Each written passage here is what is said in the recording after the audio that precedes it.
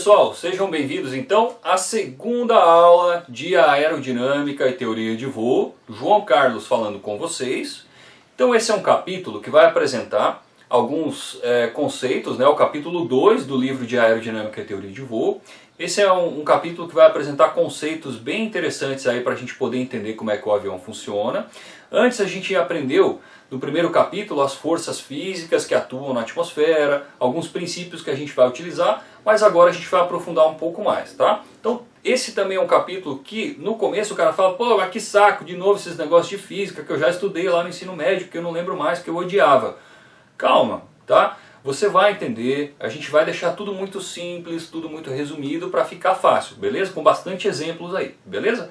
Então vamos lá para o capítulo 2. Fluido é a primeira parte que a gente precisa entender. O que é fluido? Né? Então olha só, a gente por exemplo vai no posto de gasolina e troca e compra às vezes fluido de freio. Para que comprar fluido de freio? Por que fluido? Às vezes a gente ouve falar que as pessoas quando vão fazer sexo elas trocam fluidos corporais, não é? O que é fluido? Fluido é tudo aquilo que não tem forma fixa. Então fluido pode ser ar, pode ser água, pode ser refrigerante, pode ser óleo, pode ser saliva, pode ser respiração, lógico porque é ar, pode ser qualquer outra coisa. Qualquer coisa que não possua uma forma definida, fixa, que você coloca dentro de qualquer outra coisa, é um fluido. Então fluido é tudo aquilo que tem a capacidade de não permanecer numa forma fixa, sempre, tá? Atmosfera. A atmosfera é a camada de ar que circunda a Terra. Tudo aquilo que envolve a Terra de uma forma gasosa é parte da atmosfera a princípio, né? Então lá em meteorologia, por exemplo, a gente estudou bastante sobre a atmosfera, e a atmosfera então é essa camada de ar que circunda o nosso planeta, que permite a nossa respiração, que garante o aquecimento das coisas, né? O nosso aquecimento, enfim, que garante a vida. Parâmetros atmosféricos. O que são parâmetros atmosféricos? São maneiras de você determinar o comportamento da atmosfera. São meios pelos quais você consegue determinar se a atmosfera está num dia legal, não está, se é estável, se é instável. Quais são esses parâmetros? Então vamos ver aí. Densidade, temperatura e pressão. O que interessa? Interessa que o avião depende disso exclusivamente. Por exemplo, você pega um avião que vai decolar lá no nível médio do mar, na beira da praia, lá no Rio de Janeiro, lá no aeroporto Santos Dumont. Essa aeronave vai pegar um ar com mais densidade. Então a densidade ao nível médio do mar é maior. Então esse avião vai ter mais apoio, ele vai ter mais capacidade de se sustentar, os motores vão render mais. Aí você pega um aeródromo que nem La Paz. La Paz é um local muito elevado, então as aeronaves lá têm uma operação mais complicada, não se sustentam tão bem no ar, não se apoiam tão bem na atmosfera, beleza? Então densidade é isso. Temperatura. Temperatura é importante, né? O próximo. Temperatura é importante porque a temperatura altera a densidade do ar. Um dia quente, normalmente, um dia muito calor, é um dia com a densidade bem baixa. Já um dia frio, normalmente é um dia com uma densidade maior. Então a gente prefere voar, é preferível que se voe, né? Não é uma regra, lógico, mas é melhor, o avião rende mais em ar frio do que em ar quente. Então você pega um dia muito calor, às vezes o avião não consegue decolar direito, não pode decolar tão pesado. Aí você pega um dia frio, você pode pôr mais carga no avião para decolar. O avião rende melhor, o motor dá mais tração no avião, ou mais empuxo, se for o motor a reação, né? Então aí entra em questão a pressão atmosférica. A pressão atmosférica, conforme a gente vai subindo na atmosfera, né, que você sai do solo, ali o nível médio do mar, vai subindo, subindo, a pressão vai reduzindo. E quanto menor pressão, normalmente menor densidade, né? E aí se você tem menos pressão, menos densidade, o avião já não responde tão bem.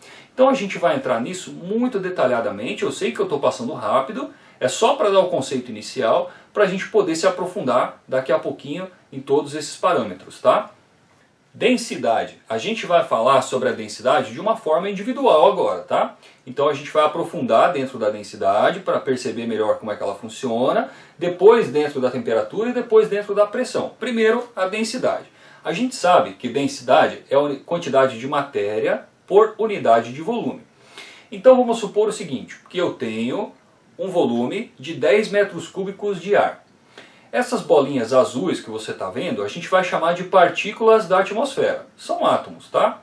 Mas para ficar fácil de entender, são partículas da atmosfera. Ou moléculas, se você quiser. Então, para esses 10 metros cúbicos de ar, no da esquerda eu tenho 30 bolinhas ou 30 moléculas ou partículas de ar para 10 metros cúbicos. Já no da direita eu tenho 130 bolinhas para 10 metros cúbicos. Então, por exemplo, se eu quiser atravessar dentro dessa parcela de ar da esquerda, eu vou ter menos densidade, eu vou ter menos contato com os átomos, com as partículas, com as moléculas. Já no da direita, se eu quiser atravessar e andar no meio desse ar, eu vou ter contato com muito mais moléculas, certo? Então eu vou ter uma densidade maior.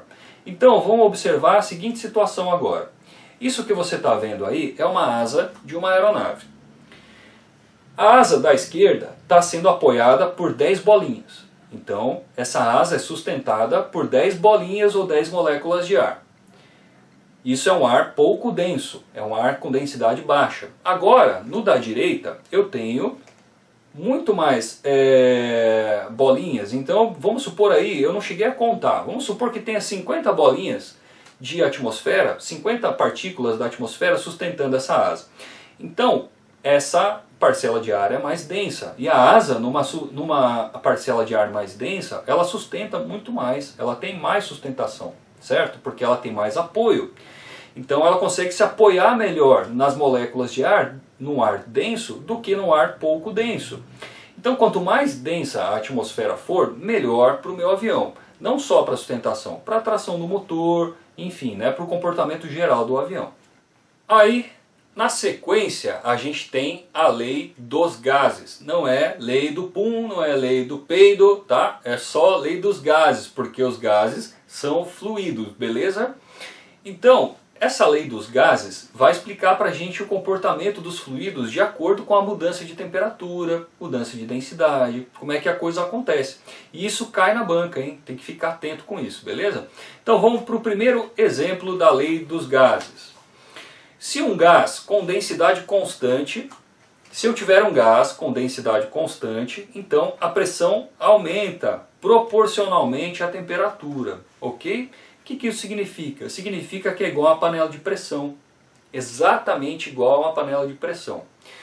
Se eu tenho um ambiente fechado e aumento a temperatura, e o ar dali de dentro não pode sair, o que acontece? Acontece que as moléculas vão se agitar muito, começam a se agitar demais, aí começa a acontecer um aumento de pressão, porque essas moléculas tendem a escapar daquele lugar, certo?